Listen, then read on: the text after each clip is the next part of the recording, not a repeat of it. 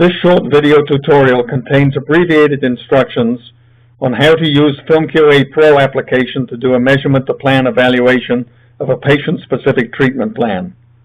It includes the steps of film calibration and calculation of a dose map from an exposed radiochromic film. The files used in this video are installed with the FilmQA Pro application and are available in Program Files /Ashland Advanced Materials /FilmQA Pro /image /example EBT3 Rapid Arc. Open FilmQA Pro. There are three windows: the Case Data Selector window on the left, the Image window in the middle, and the Analysis window on the right. The Case Data Selector window contains the case tree, which is a compilation of tasks required to do an analysis. The last item in the case tree is the Case Data Manager. Click the plus sign to expand it, and then click Add New Case Object, and select Film Calibration Ordinary from the pull-out menu. Click the plus sign to expand the calibration object, and then right-click Data Calibration Film Empty. For this demo, we're loading images from File, but this is where you could scan a film if you were connected to an Epson scanner. Now load the file calibration film 0_69_2, etc. The doses of the calibration films in centigrade are the numerals in the file name. We use 4 films here to demonstrate the one-scan calibration protocol, and if you follow the protocol you won't need lots of calibration points. In most cases just 3 are needed, because the asymptotic fitting functions in FilmQA Pro behave like film and require only 3 coefficients to be defined. Adding an extra point or 2 helps by providing statistics on the goodness of the fit and allows you to identify bad calibration points and helps in selecting the best fitting function. Activate the Frame Selector tool and draw a region of interest in the center of one of the exposed areas. Repeat for the other 3 films, or, with the region of interest highlighted, hold down the Control key and point and click to add the other areas. At the bottom of the calibration object, click on the line Tool Calibration Tool to open the calibration in the Analysis window, and then click the 1, 2, 3 icon in the bottom right corner to populate the calibration table with the response data. Right-click any data column to select the response value units, either 16-bit, density, or percent. Right-click the dose column to select the dose units. Enter the dose values. You can type them in any order, because the application will sort them in reverse order based on the 16-bit response value in the red channel.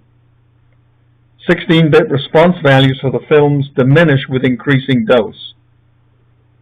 Alternatively, open the file exposures.txt in the same folder as the film images and copy and paste the doses in the dose column. The dose values are plotted and fitted to the function response equals A plus B divided by D minus C, where A, B, and C are the fitted coefficients, and D is the dose. Other functions are available for selection, but the reciprocal linear function is almost always best if the doses are less than 5 gray. Click the Statistics tab to display the consistency values for the various calibration functions. These figures of merit compare the actual calibration dose values with the function values for all 3 color channels and tabulate the differences. Lower values are better and help in selecting the best function. Now click Add New Case Object and add a dose map single scan object. Expand the object, right-click the line Data Dose Film Empty, select Open Image Dose Film from File, and then open the file Dose Film 0_313, etc. Soon as the file loads, calculations begin using the triple channel method. The button in the bottom right-hand corner turns blue to show that a calculation is in progress. As the calculations involve the solution of about 500,000 optimization problems, it could take anywhere from a few seconds to half a minute or more to finish. Upon completion, a thumbnail dose map appears in the dose map object. In this example, I'll show you the value of the one-scan dosimetry protocol. Click the dose map to show it in the image window, and then draw regions of interest on the two reference strips. Open the Statistics tab and look at the dose values for the two regions of interest. One is near 0, but the other is about 310 centigrade, nearly 1% difference from the reference dose used for exposure.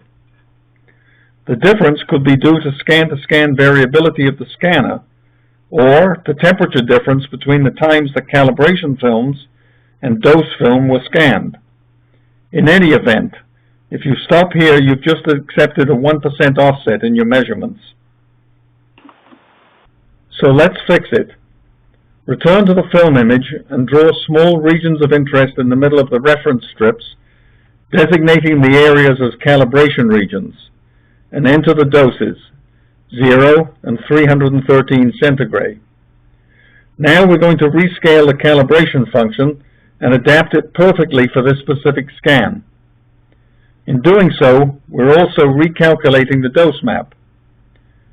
Right-click, Dose Map Single Scan, Dose Mapping Method, Recalibration using Reference Regions, and Dose Linear Scaling, and then re-click Dose Map Single Scan and Rebuild to recalculate the dose map. In a few seconds, the dose map refreshes. Now look at the dose values for the exposed reference strip. It's 313 centigrade in all three color channels. The reason the unexposed reference strip doesn't show 0 is because Film QA Pro resets any negative dose values to 0, so the values in the table are slightly positive, but statistically the distribution is correct. Now click on the Fiducial Management tool and highlight the fiducial marks delineating the position of the film relative to the treatment axes. Choose the general fiducial mark and then point and click over the pen marks on the film. Make fine adjustments by highlighting a mark, pressing Ctrl, and moving the mark with the keyboard arrows. Now let's add a dose-to-plan comparison object to the case tree, and we'll expand it when it appears. The dose map is already loaded. If you were working on a case with multiple dose maps, this is where you would have to pay attention to dependencies. Default is always to add the first dose map in the case tree. So if you want to work with a different dose map, you need to click on the line Dependence Dose Map Single Scan and select the correct dose map from the list. Then point and click the top line in the case object and select Open Image Treatment Plan from File and open the file ccw_cw, etc. You could also open a file with a format specific to one of several treatment planning systems by selecting Open Treatment Plan, or you could choose to open a treatment plan from a DICOM file. Now click on the line Tool Image Comparer to activate the Comparer tool and display the dose map overlaid on the treatment plan. If the dose map needs to be rotated or flipped to register with a plan, this is where you'd go to the toolbar and use the Flip and Rotate tool. But in this case, only translations and maybe a small rotation are needed. Activate the Fiducial tool and select Fit Fiducials horizontally, vertically, and rotationally to align the images.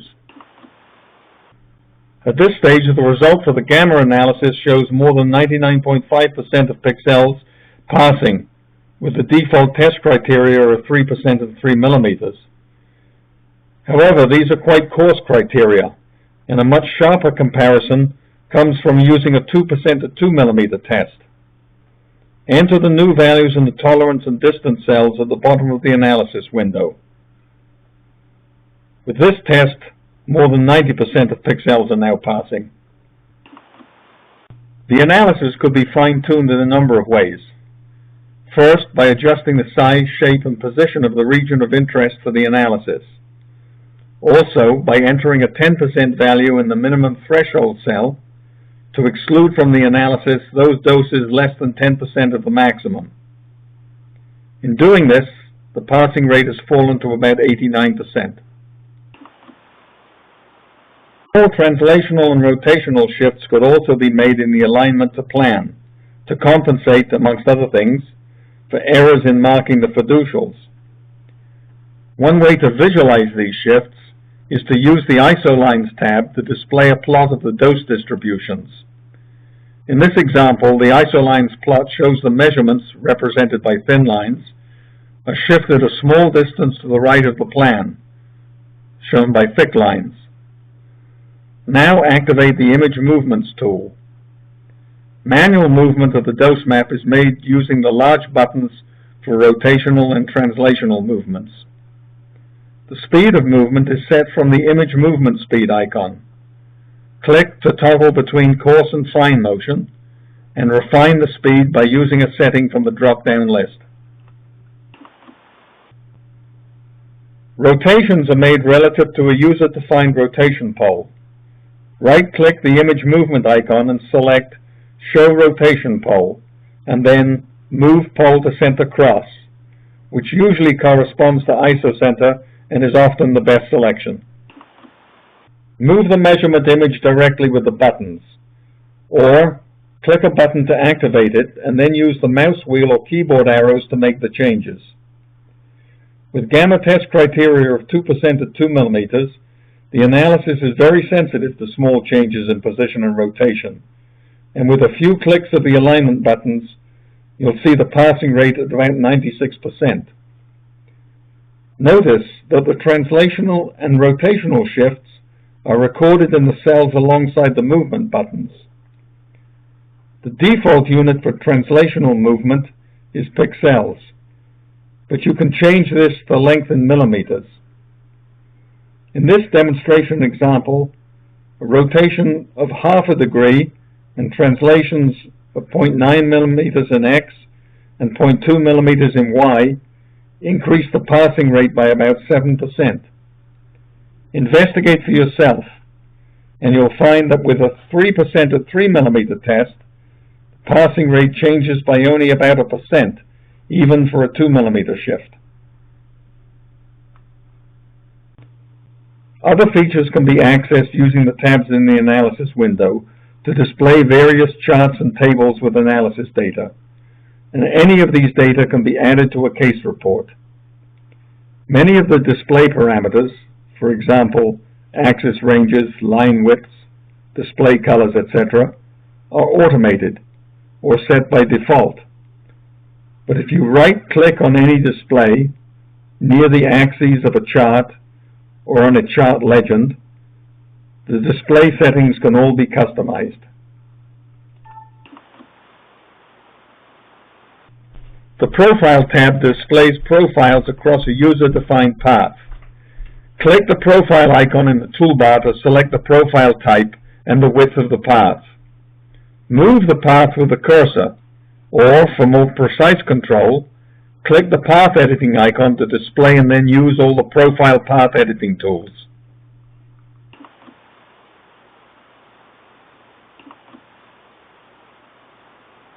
Use the ISO Map tab to show a map of gamma values for a selected color channel, and the Map tab to display a map showing the location of pixels in each color channel failing the gamma test criteria. And use the Comparison Map Selector icon below any chart in the analysis window to select between differential delta, gamma, and distance to agreements maps.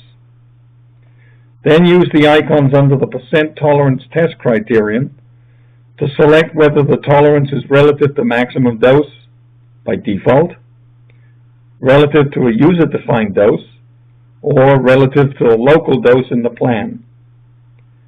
Use the icon under the distance test cell to select the options for that criterion. Finally, in the Report tab, make a custom selection of the charts you'd like to see in the report. By default, all quantitative analysis data, gamma, distance to agreement, and differential delta, are included in the report. Select too the layout and number of charts per page, and specify for which color channels are charts to be included. If you've customized any of the charts in the report, click on the icon at the far right of the section. And if you've changed any chart after specifying the contents and layout of the report, click the big red star to update. That concludes this short-form tutorial on using FilmQA Pro to measure a dose distribution for comparison to plan. You've got the basics. But as with your Microsoft Office applications, there's a lot more capability to discover if you explore. Other video tutorials in this series give a more in-depth treatment of scanning, calibration, dose map calculation, and the dose-to-plan comparison.